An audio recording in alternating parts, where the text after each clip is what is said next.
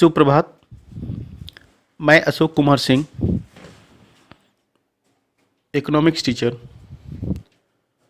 आज क्लास 9 के economics subject का पहला चैप्टर पालमपुर गांव की कहानी के साथ प्रस्तुत हुआ हूं। इस चैप्टर को स्टार्ट करने से पहले क्लास 9 के भैया बहनों के लिए एक सूचना है। सबसे पहले मैं आपसे यह आग्रह करूंगा कि इस वीडियो क्लिप को आप ध्यान से सुनेंगे। इसके पश्चात मैं इस चैप्टर से रिलेटेड प्रश्न उत्तर का एक पीडीएफ फाइल सेंड करूंगा। उस पीडीएफ फाइल को आप अपने क्लास वर्क कॉपी में सही ढंग से राइट डाउन करेंगे। राइट डाउन करने के बाद फिर उस कॉपी के माध्यम से आप उसको पढ़ना स्टार्ट करेंगे। आपके लिखे हुए जो क्लास नोट्स होंगे स्कूल खुलने के पश्चात उनकी जांच की जाएगी। अतः आप सभी सबसे पहले प्रश्न उत्तर की जो श्रृंखला मैं भेजूंगा उसको सिस्टमैटिक मैनर से अपने क्लास वर्क कॉपी में नोट डाउन कर लेंगे और उसी कॉपी को मदद से आप अपना पठन पाठन का कार्य स्टार्ट करेंगे। तो चलिए स्टार्ट करते हैं।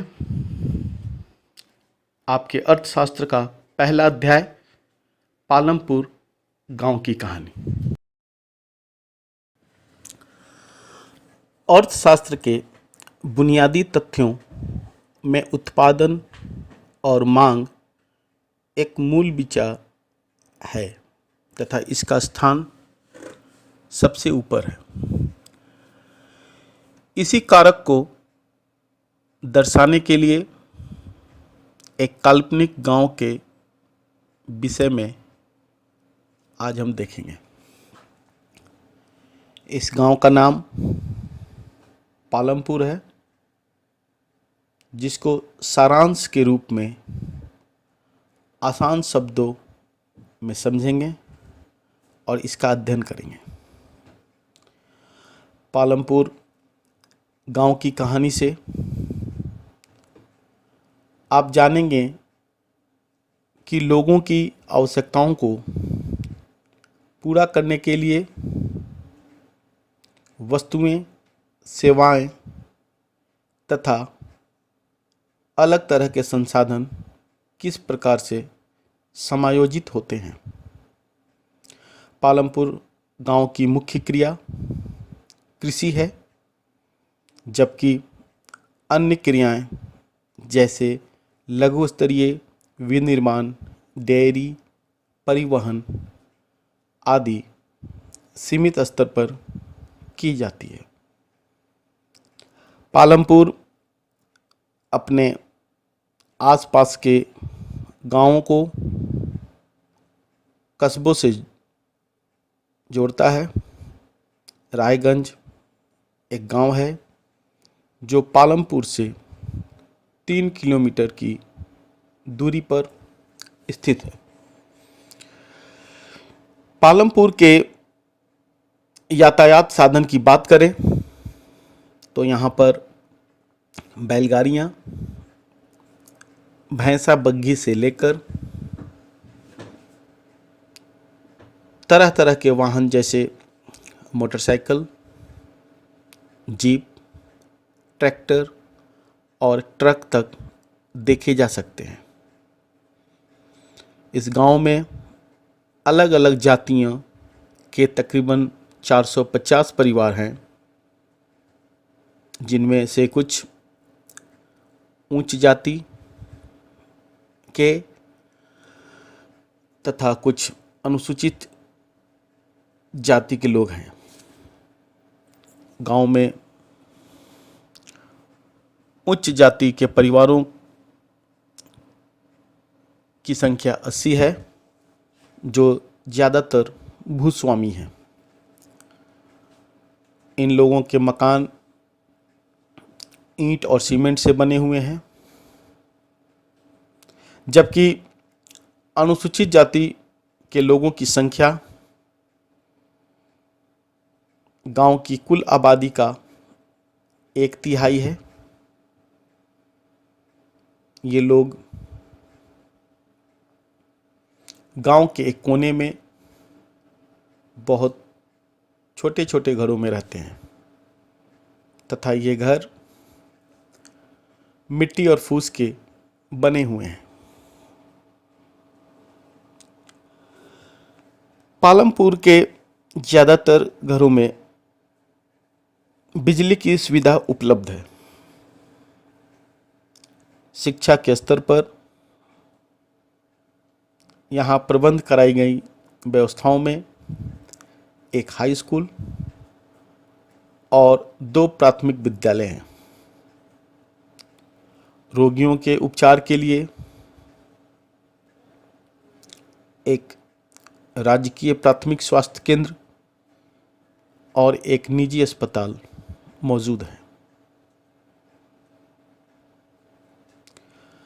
भारत के हर एक गांव की तरह पालमपुर गांव की भी प्रमुख गतिविधि कृषि है। इससे भिन्न तरह की गतिविधियों में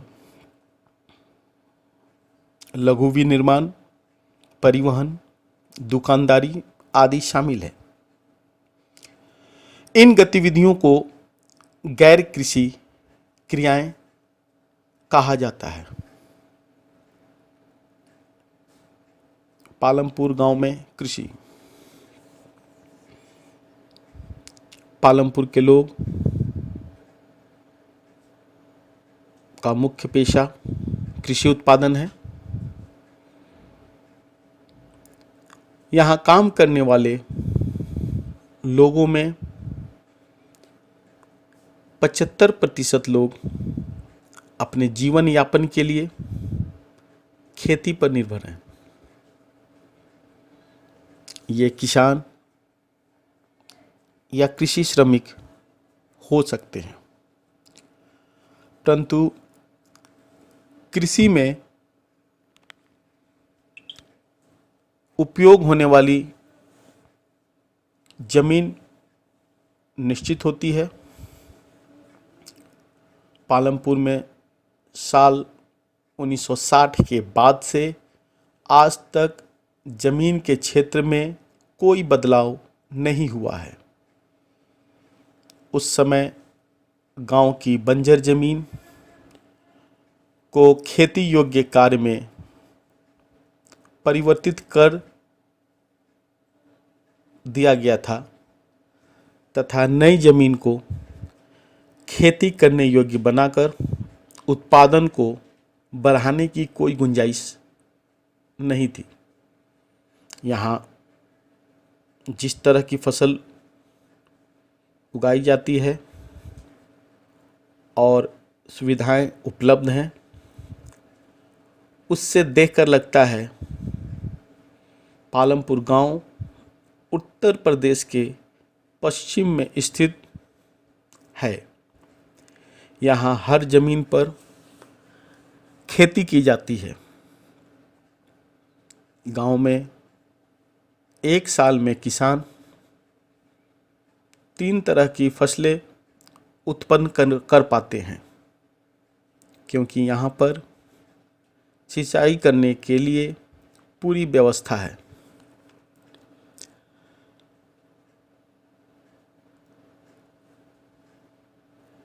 हरित क्रांति का ऐसा असर यहाँ देखने को मिला कि यहाँ की पूरी सिंचाई व्यवस्था ही बदल गई। अब किसान बिजली से चलने वाले नलकूपों का प्रयोग कर रहे हैं। शुरुआत में किसान सरकार द्वारा प्रबंध कराए गए नलकूपों का इस्तेमाल करते थे और अब वे अपने द्वारा नलकूप का प्रबंध खुद करने लगे। हरित क्रांति। हरित क्रांति द्वारा भारतीय कृषकों ने अधिक उपज वाले बीजों, जिसे HYV सीड्स भी कहा जाता है, के द्वारा गेहूं और चावल की कृषि करने के तरीके सीखे। अनेक क्षेत्रों में हरित क्रांति के कारण फर्टिलाइजर्स के अधिक प्रयोग से मिट्टी की फर्टिलिटी कम हो गई है। इसके अतिरिक्त नलकूपों से सिंचाई के कारण भूमिगत जल स्तर कम हो गया है। बिजली के विस्तार ने सिंचाई व्यवस्था में सुधार हुआ। परिणाम स्वरूप किसान दोनों खरीफ और रबी ऋतुओं की फसल उगाने में सफल हो सके। भारत में पूंजी 3 प्रकार की होती है: भौतिक पूंजी, स्थायी पूंजी और मानव पूंजी। भौतिक पूंजी उत्पादन के प्रत्येक स्तर पर अपेक्षित है। उदाहरण के लिए कच्चा माल, नगद मुद्रा, औजार, मशीन, भवन इत्यादि। अस्थायी पूंजी जो उत्पादन में कई वर्षों तक इस्तेमाल किया जाता है। इसके उदाहरण हैं मशीन, भवन, औजार इत्यादि।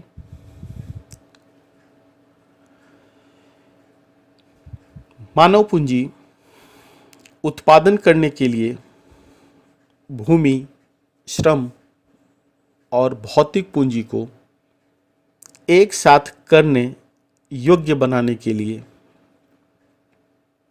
ज्ञान और उद्यम की जरूरत पड़ती है, जिसे मानव पूंजी कहा जाता है। HYV सीड्स, जिसको अधिक उपज वाले बीज भी कहा जाता है, गांव के कुल कृषि के केवल 40% भाग में सिंचाई होती है। अधिक उपज पैदा करने वाले बीज की सहायता से गेहूं की फसल में लगभग 3 गुना यानी 1300 किलोग्राम प्रति हेक्टेयर से बढ़कर 3200 किलोग्राम प्रति हेक्टेयर हो गई है। पालमपुर गांव में